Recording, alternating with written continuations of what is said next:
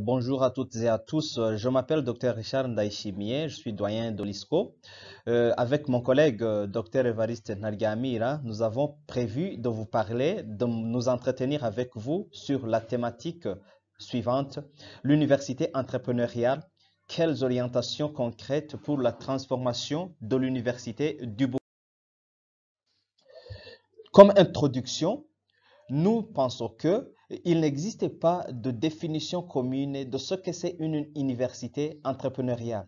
Il n'y a que des traits communs, des caractéristiques communes sur lesquelles on peut identifier l'université entrepreneuriale.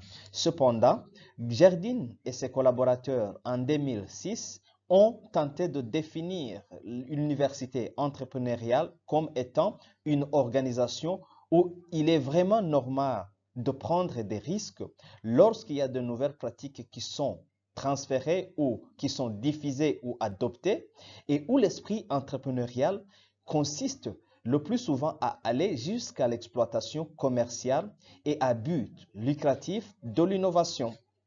Une autre définition, c'est celle de Véronique qui en 2019 a considéré que l'université entrepreneuriale est une université engagée tout simplement dans l'exploitation économique des résultats de la recherche et développant des partenariats avec le monde économique.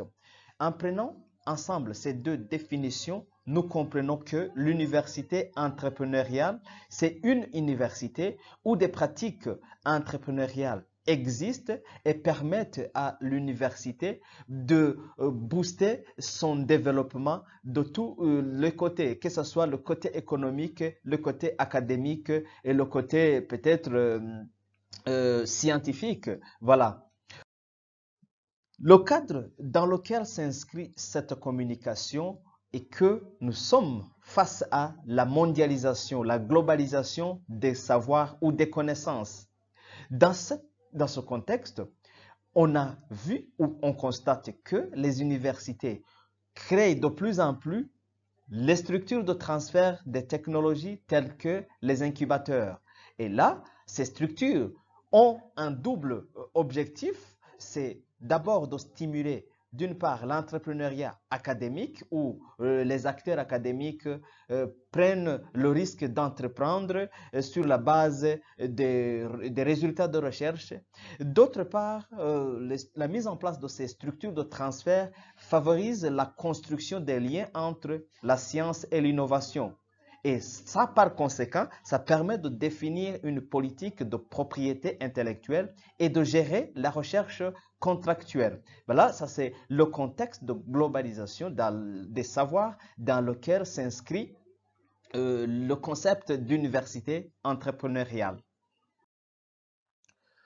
La problématique qui se pose prend sa source dans les modèles entrepreneuriaux qui diffèrent d'une université à l'autre.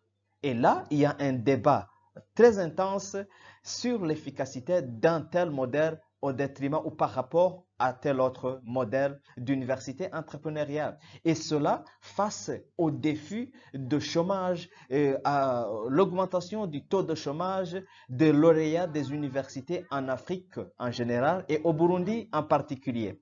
Pour le cas qui nous concerne, le cas du Burundi, nous avons constaté que la transition d'une université traditionnelle vers une université dite entrepreneuriale tarde à porter ses fruits malgré des initiatives qui sont lancées. Et la question que l'on se pose est de savoir quelles sont les grandes orientations concrètes qui sont susceptibles de contribuer à la transformation de l'université du Burundi en une université entrepreneuriale.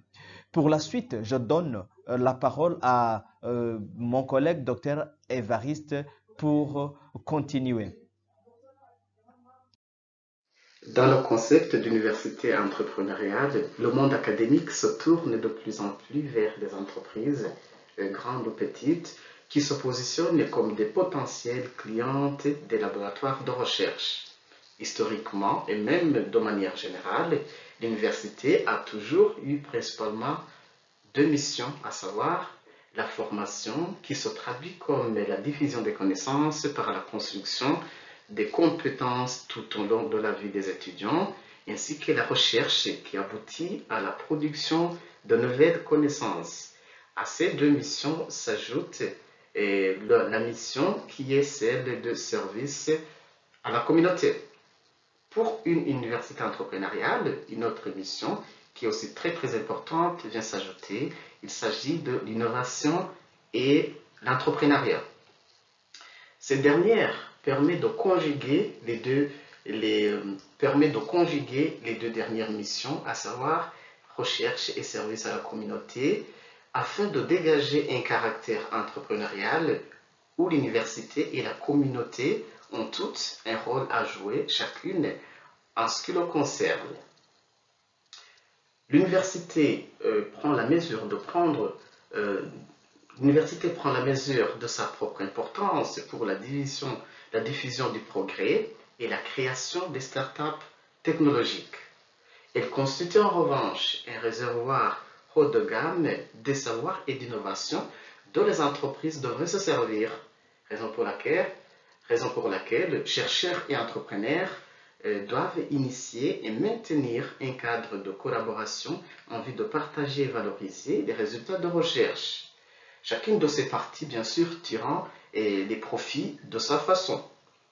Les entreprises, par exemple, vont profiter de ces innovations académiques pour améliorer leur business avec possibilité d'accroître leur chiffre d'affaires. Quant aux universités, ayant reçu des brevets ou des droits d'auteur sur ces résultats, ils peuvent recevoir des revenus conséquents. Enfin, avec ces revenus, l'université peut acquérir une autonomie financière entière ou même entière ou partielle par rapport aux dotations du gouvernement. Pour la réussite de cette mission, il est indispensable qu'il y ait bien sûr des ressources humaines combinées, donc enseignants-chercheurs et chercheurs du côté de l'université, avec les business développeurs du côté des entreprises. La disponibilité des ressources financières est également un élément très important pour réaliser et trouver un équilibre entre les éléments susmentionnés. Ici, donc, on va voir les défis et les atouts pour le cas de l'Université du Burundi. Et donc, parmi les atouts, nous savons que l'Université du Burundi regorge déjà d'une dizaine de centres de recherche, laboratoires et équipes de recherche. De ce fait, on ne peut pas nier sa volonté de mettre en avant la recherche et l'innovation. Il faut désormais que ces résultats innovants soient bien sûr fructifiés afin de rentrer des revenus à la fois pour l'université mais aussi pour les enseignants et chercheurs, chaque partie selon la proportion consentie. Le grand défi, bien sûr, ça reste le problème budgétaire. Donc il est impératif de le revoir à la hausse pour permettre aux chercheurs de travailler dans de bonnes conditions. Il convient aussi de constater un manque de cadre de collaboration entre les chercheurs et les entrepreneurs, ce qui est un défi à relever. L'Université du Burundi accuse bien entendu une insuffisance des enseignants-chercheurs. Cela fait que le peu d'enseignants-chercheurs existants n'arrive pas à satisfaire toutes les 3 ou 4 missions attendues. Par exemple, à l'ISCO, pour la seule mission de formation, un enseignant fait des prestations d'environ 157% en moyenne. La question qui se pose, cette même question se pose presque dans toutes les facultés et instituts. Alors, quelle sera la place de la recherche, du service à la communauté ainsi que l'innovation et l'entrepreneuriat? Du coup, c'est un défi majeur qui devra être levé en vue d'une transformation efficace vers une université entrepreneuriale. Et parmi les propositions que l'on peut formuler à l'endroit de l'Université du Burundi, afin bien sûr de se conformer, de préparer une transition vers l'université entrepreneuriale, il y a la transformation digitale qui est un élément d'actualité. Voilà. De ce fait, en adoptant ce comportement, l'université gagne en ce qui est de l'espace de coworking donc entre les universitaires et les entrepreneurs. Et de ce fait, il y a plein d'outils collaboratifs qui peuvent permettre à ce que des chercheurs du Burundi puissent monter des projets, puissent se rendre utiles à des entreprises qui se trouvent, que ce soit au Burundi ou dans la région, même au niveau international. Et cela, toujours comme on est dans la logique de l'entrepreneuriat, ça, bien sûr, ça va faire des retours qui peuvent être des revenus pouvant aider l'université à financer beaucoup plus ses recherches. Et puis, il y a l'université, pour qu'on arrive à tout cela, il faut quand même que l'université lui-même puisse s'intégrer d'une façon effective et efficace les TIC dans la gestion courante de ses affaires. Et puis, l'université aussi dispose des atouts, des talents, des chercheurs qui sont là. Et, ils peuvent adopter une stratégie bien préparée de telle sorte à encourager ces chercheurs et enseignants-chercheurs à travailler à rendre des services à la communauté et que ces dernières puissent rapporter et à la fois pour ces chercheurs mais aussi pour l'université.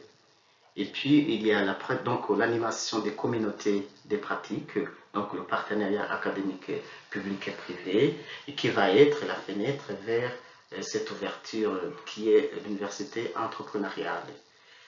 Et puis, pour faciliter tout cela, que ce soit au niveau de l'université, entre les chercheurs, ou bien entre les différents centres de recherche, mais aussi entre les chercheurs et les gens de l'extérieur, qui sont des entrepreneurs. Et il faut quand même une mise en place des salons digitales bien équipés et outillés afin de permettre des échanges entre les partenaires.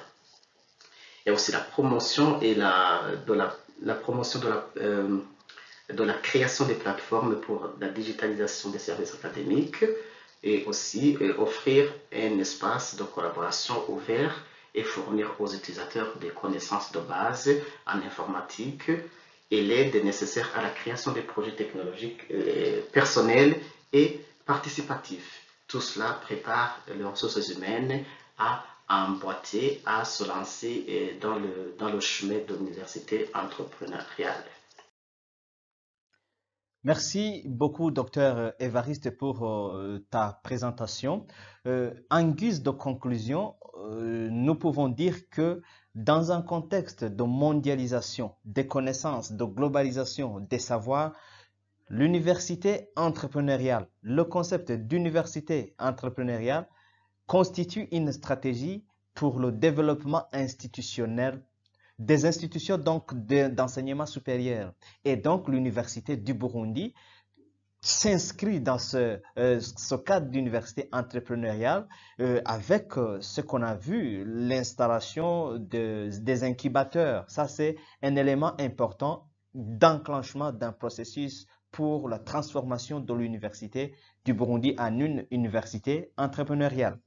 Ensuite, le contexte de mondialisation, de développement de l'économie du savoir fait que l'innovation technologique soit considérée comme le grand vecteur pour la transformation effective d'une université, à l'instar de l'université du Burundi, en une université entrepreneuriale. Donc, il faut tenir en compte des principes indispensables pour la transformation digitale, la commercialisation des connaissances, mais aussi la mise en place de Fab Labs qui permettront au développement des innovations, à leur adaptation dans un contexte académique dans les milieux universitaires. Ainsi, moi, Dr Richard Ndayishimiye et mon collègue Dr Évariste Nagamira, qui se trouve pour le moment en France, nous vous disons merci pour votre aimable attention et nous attendons les questions par rapport à notre communication.